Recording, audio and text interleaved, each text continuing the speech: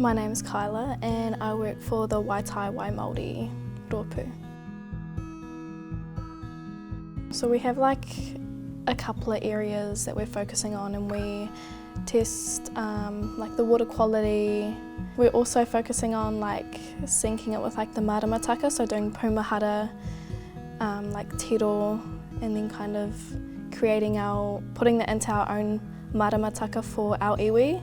Ko te mauri o te wai, kind of going through like the narratives of our places. Yeah, we're trying to, Ngāka Keto is a dune lake by Te Paki stream.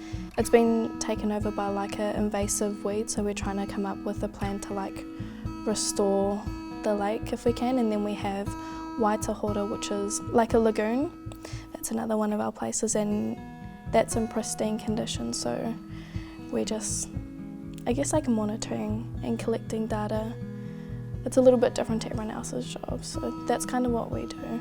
We get to work on our whenua, and for me, well, I have a pēpi, he's 2, and that's really important for me to make the connections back here for him and to bring him up around his whenua and his iwi.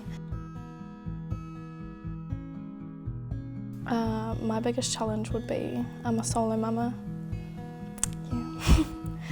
And we live in Whakataia, so having to sort out like the travel and, you know, obviously the hours is the biggest challenge for me, doing it by myself.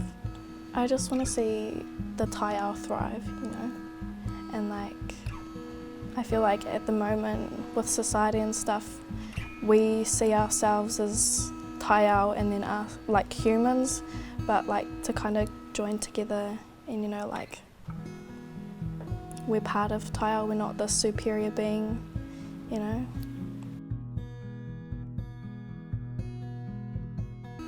It's important that we work with taiao and we try to, you know, like improve the health of the world and the environment. I mean, it's one thing to get paid, you know, and like work on your whenua, but it's also helped my personal growth, like I guess going back to like working with like your whānau and like knowing the history of the land and of these places.